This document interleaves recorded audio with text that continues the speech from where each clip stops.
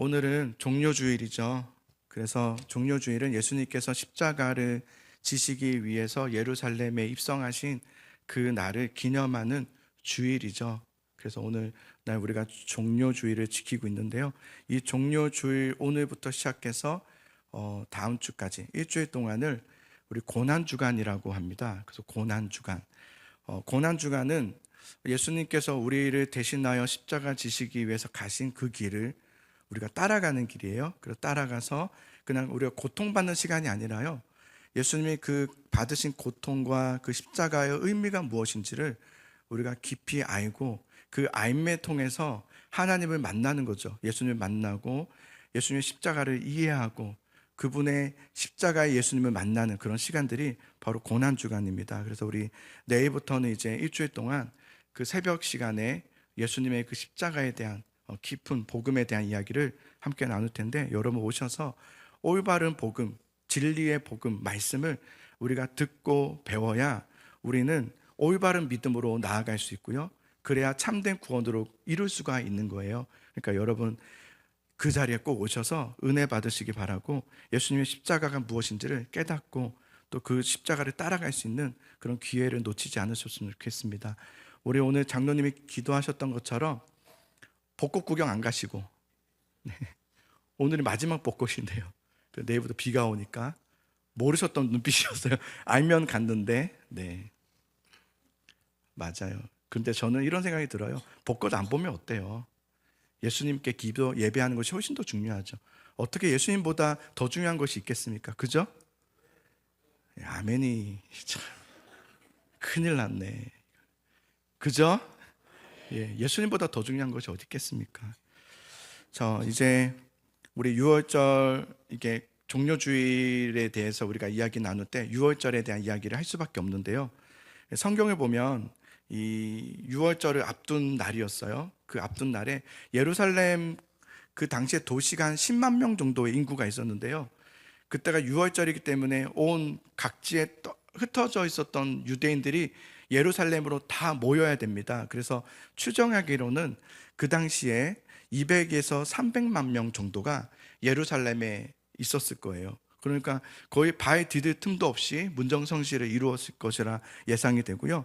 그 당시 이제 6월절을 앞두고 그렇게 예루살렘에 모인 사람들이 대부분의 관심이 어디 있었냐면 바로 예수님께 관심이 있었어요. 왜냐하면 예수님께 대한 들리는 소문을 들었을 때 많은 기적을 베푸시고 그분께서 예수님께서 예루살렘으로 오신다, 그것도 6월절에 예수님께서 오신다는 그 이야기는 그들에게는 어떤 의미가 있었냐면, 6월절이라는 것은 언제부터 시작됐냐면 출애굽 때부터 시작됐죠. 애굽의 노예였던 이스라엘을 하나님께서 모세를 보내셔서 그들을 애굽에서 구출하신 그날을 기념한 것이 6월절이었단 말이에요. 자, 그런데 6월절에 그 예수님, 메시아가 아닐까라는 그 메시아라고 생각했던 그 예수께서 예루살렘 6월절을 맞이하여서 예루살렘 오신다는 그것은 이들에게는 제2의 모세로 여길 수밖에 없었던 거예요. 모세가 우리 이스라엘을 애굽에서 건져냈던 것처럼 지금 우리는 로마의 압제로 붙어 있는데, 하나님께서 이 예수라는 사람이 제2의 모세로서 우리에게 보내셔서 이 6월절에 제2의 6월절이 일어날 수 있겠다라는 기대를 갖게 된 거죠. 그래서 우리를 구원해 달라고. 그래서 우리가 오늘도 찬양했지만 그들이 예수님의 그 입성 오실 때에 어떻게 노래를 하냐면 호산나라고 불러요. 호산나. 호산나가 무슨 뜻인지 아십니까? 우리를 이제 구원하소서예요. 우리가 오늘날 부르는 호산나는 예수님에 대한 올바른 지식과 알매에 의해서 호산나라고 부르는 것이지만, 그 당시에 그들이 부르는 호산나는 우리의 호산나와 달랐어요. 이제 우리 좀 구원해 달라는 거예요. 이 로마로부터, 이 압제로부터, 이 힘듦으로부터 우리를 좀 구원해 주소서. 호산나. 그러니까 우리가 지금 믿는 예수님은 우리의 영혼을 구원해 주신, 우리의 삶을 구원해 주신 예수님이지만, 그들에게 예수님은 그냥 단지 민족적 구원, 정치적 메시아, 군사적 메시아, 이스라엘을 로마로부터 이겨내고 우리를 최강대국으로 이끌어내실 그런 세상적 왕의 메시아로서 예수님을 부른 거예요. 호산나라고 부른 거예요. 그래서 그들은 어떻게 했습니까? 종료주일에 손에는 종려나무 가지를 흔들고 마치 왕이 행차한 것처럼, 그죠? 전쟁에서 군사적인 승리를 찬양하듯이 나뭇가지를 흔들면서 한 벌밖에 없었던 겉옷을 다 벗어서 땅에 이렇게 깔아요. 레드 카펫처럼 깔아서 예수님의 오심을 이렇게 환영하도록, 그들이 예수님의 오심을 막 기뻐하면서 찬양하는 그런 모습이 보여요. 그런데 그 찬양은 잘못된 찬양 아닙니까? 그들의 찬양은 잘못된 거 아닙니까? 예수님께서 정말 이스라엘을 구원하기 위해서, 이스라엘의 정치적 회복을 위해서, 군사적 회복을 위해서 오셨습니까? 아니란 말입니다. 그들의 기뻐하고 춤추며 하는 찬양은 잘못된 찬양이었습니다. 여러분, 우리가 믿음에서 중요한 것이 뭐냐면 올바른 것을 믿느냐는 겁니다. 우리는 올바른 것을 믿고 있느냐, 사실을 믿어야 됩니다. 우리는 우리의 생각을 믿는 것이 아니라, 그러지 않을까라는 예측을 믿는 것이 아니라 사실이 무엇인가를 믿어야 돼요. 도대체 성경에서 말하는 역사적 사실은 또 무엇인가? 우리의 지금의 현실이 있지만 또 다른 현실이 있단 말이에요. 그 또 다른 현실은 무엇인가를 아는 거죠. 그게 믿음이죠. 올바른 믿음이 필요해요. 그 사실이라는, 또 다른 현실이라는 사실의 뿌리를 둔 믿음이어야지만 우리가 올바른 믿음으로 나아갈 수가 있고 구원을 받을 수 있죠. 그런데 그렇지 않고 우리가 요즘 생각하는, 보통 사람들이 생각하는 믿음 하면 다 열심을 얘기해요. 열심히 있는 믿음, 아니면 어떤 감정적, 여러분 말씀을 듣거나 예배를 드릴 때 어떤 감동이 있거나 재미가 있거나 뭐 그런 것들의 뿌리를 두는 믿음이 되어버리면, 여러분, 그 믿음은 어떤 믿음이 되는지 아세요? 기복적인 믿음이에요. 오르락 내리락, 오르락 내리락. 어떨 때는 좋았다가 어떨 때는 안 좋고. 그런 믿음이 얼마나 많습니까? 믿음은 들음에서 나며 들음은 그리스도의 말씀으로 난다고 했단 말이에요. 믿음은 말씀으로 나는 건데 말씀에 뿌리를 두는 믿음이 아닌 거예요. 사실은 말씀을 너무 몰라요. 몰라도 너무 몰라요. 근거가 없어요. 너 뭐 믿어? 그러면 몰라요. 너 믿는 것을 설명해봐. 설명을 못해요. 문제는 여러분, 우리가 정말 얼마나 그리스도의 십자가와 그 복음을 아느냐 하는 거예요. 말씀을 정말 아느냐. 과연 내가 믿고 있는 하나님, 예수님이 무슨 일을 하셨고 그 일을 왜 하셨는지, 그것이 나에게는 어떤 의미인지 이걸 아느냐 하는 거예요. 오늘날 사람들이요, 세상 사람들이 예수님의 그 복음, 기쁜 소식이라고 말하잖아요. 복음, 기쁜 소식. 근데 거기에 관심을 기울이지 않습니다. 별 관심이 없어요. 예수님의 믿음으로 구원받습니다, 나는 구원받았어요 라고 말하는 이 기독교인들이 정작 복음을 몰라요. 그들이 가까이 하는 그리스도인들을 보니까, 기독교인들을 보니까 복음을 몰라요. 그럼 복음을 소개할 수 있습니까? 그럼 누군지 가서 예수님에 대한 이야기를 할 수 있습니까? 못해요. 몰라요. 여기서 골프를 치시는 분이 있는지 모르겠지만 저는 골프 안 칩니다. 근데 골프에 입문하면요, 적어도 입문하고 6개월 정도를 배우잖아요. 자, 열심히 필드도 가고 또 스크린 골프도 하고, 그 골프 요즘 채널이 몇 개인지 모르겠어요. 되게 많죠. 다 이렇게 가르쳐주고 그거를 6개월 동안 한다고 생각해 보세요. 그러고 나서 6개월 뒤에 그분이 뭐랄까요? 골프 진짜 재밌다고 할 거예요. 주위 사람들이 골프 진짜 재밌다, 같이 한번 하자. 골프가 뭔지 모르는 사람에게 골프를 소개할 거예요. 골프는 뭐냐면 막대기 하나로 대충 치면 날아가는 거야, 뭐 이런 게 안 할 거예요. 그게 얼마나 좋은지 알아. 어깨 어떻게 좋고 다리는 어떻게 좋고 건강에 얼마나 좋고 그때 얼마나 좋은지에 대한 설명을 막 할 거란 말이에요. 골프에 대한 소개를 하는 게 어렵지 않을 거예요. 전혀. 근데 만약에 세상 사람들이 여러분에게 예수님 믿어서 구원을 어떻게 받아요? 라고 하면 몰라요. 나도 모르겠어. 십자가 부끄러워해요. 뭐 예수님 믿으면 구원받는다고는 하더라 라고까지밖에 몰라요. 세상 사람들이 볼 때 교회 다니는 사람들이 이상한 거예요. 복음은 전하지는 못하고 교회만 한번 가보세요. 그게 다예요. 그래서 교회 가면 뭐해? 그냥 좋아. 이게 다예요. 뭐가 좋은데? 모르겠어. 그냥 좋은 것 같아. 사람들도 좋고 목사님도 귀엽고 뭐 재밌어. 뭐 그게 다인 거예요. 그냥 거기에 대고 예수님을 믿으세요, 예수님 믿으면 구원을 받습니다, 천국 갑니다 라는 말을 이렇게 하면 사람들이 볼 때는 기독교인들이 주변에 우리 다 있지 않습니까? 저들은 너무 먼 세상을 살아가는 사람처럼 보이겠다 싶어요. 딴 세상 사람들이에요, 그냥. 예수님 믿으면 구원받고 천국 간다. 그래서 뭐 예수 천당, 불신 지옥 뭐 이렇게 외치고, 뭐 언젠가 그것을 설명할 날이 있겠지만 그 정도로 세상 사람들이 이렇게 인지한단 말이에요. 그들이 볼 때는 기독교인들이 재밌는 거예요. 왜냐하면 죽어봤어? 죽어보지도 않았는데 천국을 어떻게 알아? 그렇지 않아요. 인간이 죽음을 이긴 사람이 있습니까? 인간이 죽음을 극복한 일이 없는데 죽음 이후에 무엇이 있는지를 어떻게 아냐는 거예요. 그럼 우리는 설명을 또 못하고 그러게 그렇다고 하던데, 우리는 그래서 분명한 사실을 알아야 돼요. 내가 믿고 있는 예수님은 누구신지, 내가 믿고 있는 것은 도대체 무엇인지를 알아야 돼요. 사실을 알아야 되지 않겠어요? 제가 다른 종교들을 좀 살펴봤어요. 다른 종교들은 어떻게 믿나? 다른 종교들의 구원론은 아세요? 다른 종교들? 불교 같은 경우는 윤회 사상을 얘기하죠. 그러니까 이거예요. 이 땅에서 어떻게 살아가느냐에 따라서 그 다음 생에 태어나는 모습이 다르다는 거예요. 그게 불교 사상이죠. 그래서 이 땅에서 자비를 베풀어야 되고 착한 일을 많이 해야 된다는 거예요. 선을 베풀어야 된다는 거예요. 그래야지 다음에 그래도 좀 괜찮은 것으로 태어난다는 거예요. 그렇지 않으면 뭐 미생물로 태어난다든지 뭐 이렇게 하니까 착한 일을 하자는 거예요. 근데 그 중에 하나가요, 불교에서는 해탈의 경지를 얘기하는데요. 그 윤회 사상, 인간으로 태어난 지금 해탈의 경지에 이르게 되면 윤회의 고리를 끊어낼 수 있다는 거예요. 그래서 해탈의 경지를 이뤄야 된다, 이렇게 얘기해요. 그래야지 윤회하지 않는다는 거예요. 계속 인간으로서. 그러니까 열심히 해탈의 경지를 이뤄야 된다. 이게 불교가 가르치는 구원론이죠.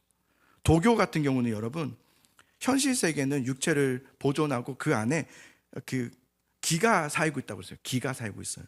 그래서 정신과 육체를 초월하는 신선이 돼야 된다. 우리가 신선이 돼야 돼요. 그 신선이 되기 위해서는 수행을 해야 돼요. 그래서 단전호흡이나 어떤 기운동, 또 체조 이런 걸 통해서 신선이 돼야 된다. 그래서 수행을 강조해요. 그러다가 최종적으로 옥황상제가 있는, 뭐 들어봤죠? 하늘 세계에 들어간다. 뭐 이렇게 하는 게 도교죠. 유교 같은 경우는 어느 날 공자 제자가 공자 선생님께 묻죠. 선생님, 죽음이 무엇입니까? 죽으면 다음 생애가 있다는데 그런 게 정말 있습니까? 라고 물었을 때 공자가 되게 유명한 말을 하죠. 미지생 언지사. 사는 것도 우린 모르는데 죽음을 어떻게 알겠는가? 그렇게 그냥 끝나버렸어요. 그러니까 그런 것에 너무 현혹하지 말고 지금 발을 딛고 있는 이 세상에서 충실히 살아라. 그게 공자의 가르침이에요. 이렇게 여러분, 모든 종교는 다 똑같은 특징이 뭐냐면 선한 행동이나 어떤 선한 자비, 또 어떤 수행, 또 자력으로 구원을 이룬다는 거예요. 그래서 현재적 삶을 열심히 살아야 되고 현재적 삶에서 이것을 수행해야 되고 해탈을 경지해야 된다라고 하는 것이 모든 종교의 가르침이에요. 그러다 보니까 불교 같은 경우에는 해탈의 경지로 올라야 되는데 그게 쉽습니까? 해탈의 경지에 올라서 윤회를 끊는다는 것은 쉽지 않잖아요. 그래서 평생을 정진을 해도 내가 이 해탈에 이르지도 못할 수 있는 불확실 속에 있기 때문에 사람들은 그나마 해탈까지는 아니어도 착한 일을 해서 다음 생에는 좀 더 나은 것으로 동물로는 태어나지 말아야지, 뭐 이렇게 그 정도로 하는 거예요. 그래서 좀 착한 일을 하고 또 선행을 하고 또 자비를 베풀고 그렇게 영위하며 살아갔죠. 그들에겐 그런 것들이 이제 구원인 거예요. 그런데 예수님을 믿음으로 구원을 받는다라고 하는 기독교인들이 이렇게 보면은 자기 마음대로 사는 거예요. 말은 막 예수님 믿으라고 그러고 예수님 믿으면 구원받는다 말하는데 삶이 없어요. 그래서 그들이, 세상 사람들이 교회를 이렇게 볼 때는 그냥 신념을 가진 공동체로만 보여요. 자기들끼리만 모여서 뭔가를 막 주장하고 있고 그것도 자기들끼리 또 나눠져 있고 뭐 이상한 종교로 보이는 거죠. 삶은 없고 그냥 뭐가 있냐면 교회만 있는 거예요. 교회들만 막 있는데 삶은 없어요. 실제로 기독교인들 중에는 자기는 예수님 믿고 구원받았다고 하는 거예요. 자기는 구원받았다는 거예요. 믿으니까 구원받는다니까, 구원받았으니까 나는 죽으면 천국 간다는 그 약속을 얻었기 때문에 너무 좋다고 말한 분들이 있어요. 난 너무 좋다고. 어쨌든 내가 죽으면 천국 가니까. 이렇게 말해요. 그렇게 말하는 것까지는 좋은데요, 그러고 나서부터 보면은 말이 거칠어요. 함부로 말하고, 함부로 평가하고, 함부로 비판하고, 정죄하고, 판단하고, 나누고, 자기는 옳다 그러고, 남들은 다 틀렸다 그러고. 자기는 그러면서 구원받았대요. 자기는 예수님 믿어서 구원받았대요. 그런 나를 위해서 예수님이 죽으셔서, 십자가에서 죽으셔서 나는 그 예수님 믿기 때문에 천국 가게 되니까 너무 감사하대요. 마치 구원을 이 사람은 면죄부로 여기는 거예요. 난 그냥 면죄부를 받았다는 거예요. 이게 얼마나 끔찍한 현상입니까? 그게 지금 한국교회에 일어나는 일들 아닙니까? 도대체 구원은 도대체 뭘까요? 성경에서 우리에게 말하는 구원은 도대체 무엇일까요? 우리의 모든 죄를 용서해 주신 예수님 믿으면 모든 죄는 다 용서받았고, 뭐 과거와 현재와 미래 죄 다 용서받았다. 아, 다행이다. 이제는 죽어도 천국 간다. 면죄부. 혹시 이런 구원 여러분 가지고 계신 거 아닙니까? 이런 구원론? 아마 대부분 그럴 수도 있어요. 아니면 예수님 믿고 거기까지, 그거보다 좀 더 나가서 예수님 나는 믿고, 나는 이제 예수님 믿고 구원받았으니까 이제 새 삶을 살아야 돼. 참 좋죠? 그래서 좀 열심히 봉사도 하고, 사람들도 잘 섬기고, 성경도 열심히 읽고, 기도도 좀 많이 하고, 그리고 전도도 좀 해서 교회를 좀 수를 채우고, 그게 구원이라고 생각하는 거예요. 그럼 그게 구원일까요? 제가 초반에도 말씀드렸지만 구원의 첫걸음은요 굉장히 중요한 거예요. 아는 거예요. 나는 도대체 지금 무엇을 알고 있느냐예요. 여러분은 예수 그리스도를 정말 알고 있는지, 십자가를 정말 아는지, 성경에서 우리에게 말하는 그 복음을 정말 우리는 알고 있는지. 그래서 성경을 보면 누구에 대한 이야기를 하면 먼저 우리에 대한 이야기를 하죠. 너는 누구인지를 얘기해요. 너는 어떤 존재이고 어떤 사람들인지, 너는 어떤 상태인지를 말해주죠. 그러고 나서 예수님에 대한 이야기를 하죠. 여러분, 성경에 보면 원수를 사랑하라는 말이 있어요. 원수를 사랑해라. 원수를 사랑한 적 있습니까? 원수 사랑하는 게 쉽습니까? 어렵습니까?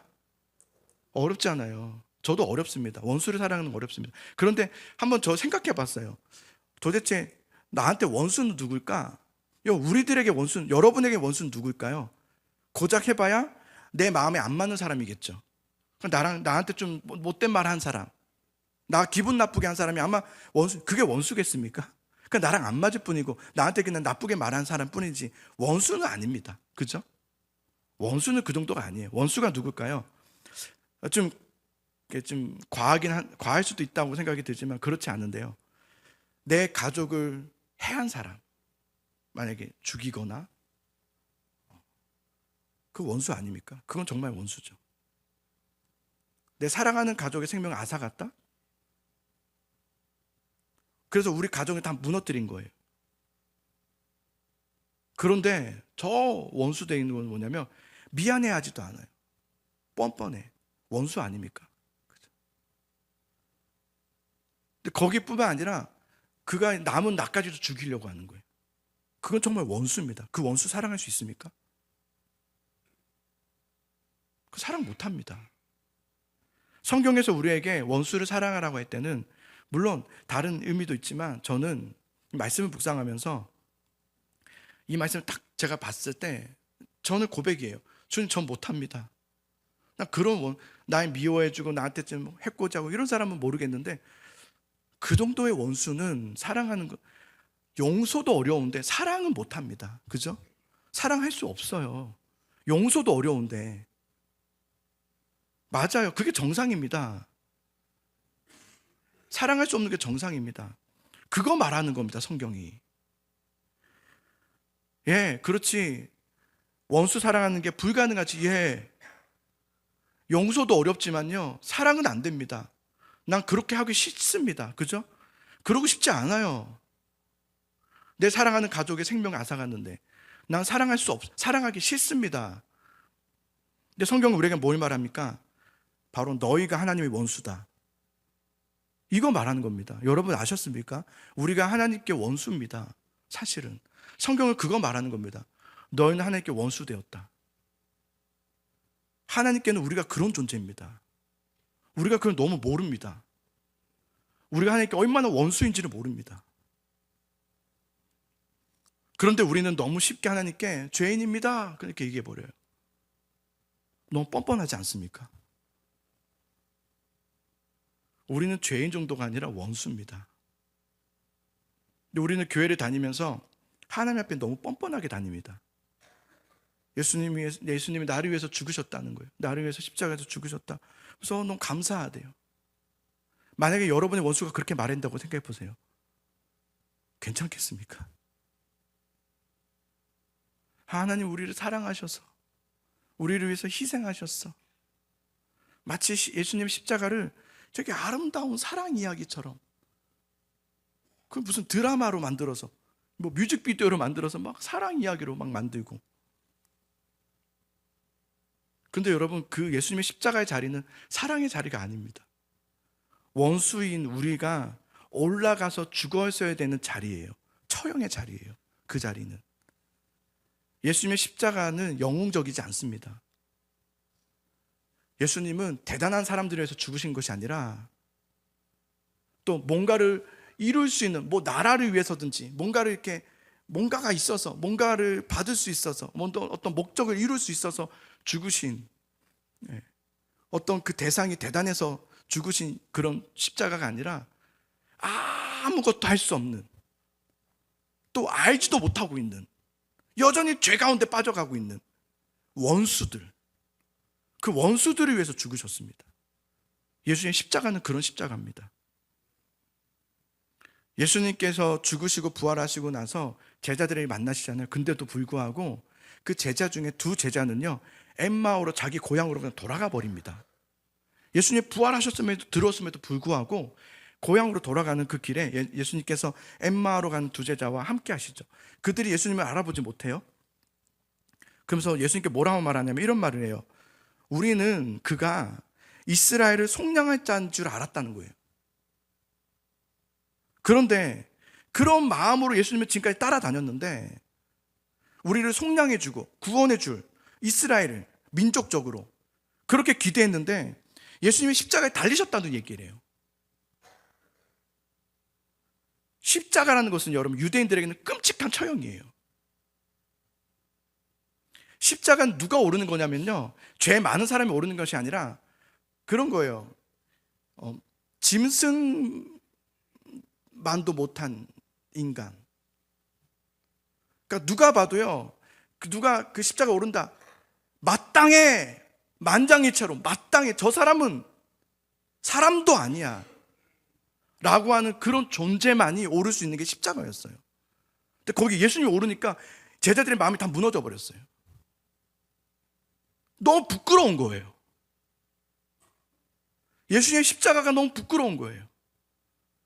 저기는 정말 인간이라고 할 수 없는 곳, 사람이 올라가는 곳에 예수님이 올라가신 거예요. 다 도망가 버렸어요. 제자들은 다 숨어 버렸고.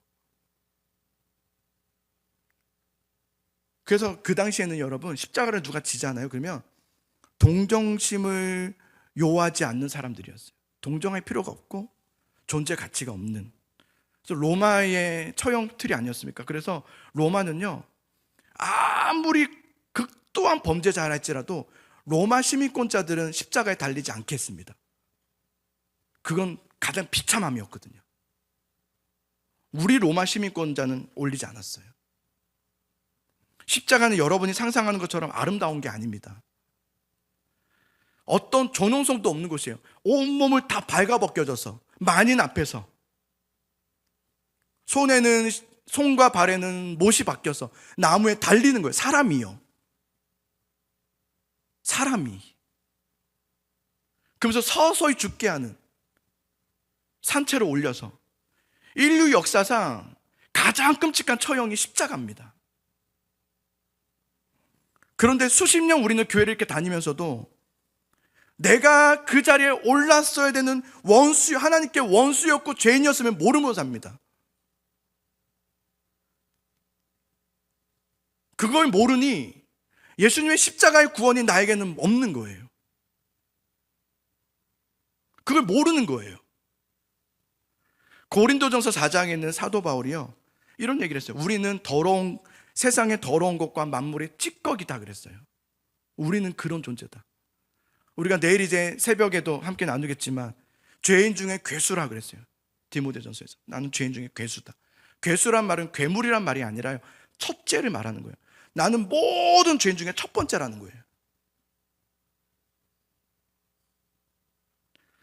나는, 여러분, 우리는 하나님 앞에 진노를 받을 수밖에 없는 원수 되었고, 우리는 죄인 중에 괴수이고, 우리는 너무 무능하고 부패하고 불경건하고 악함으로 가득 찬 존재로서 주님의 그 십자가, 그 끔찍한 심판을 받을 수밖에 없는 원수였다는 것을 여러분 아십니까?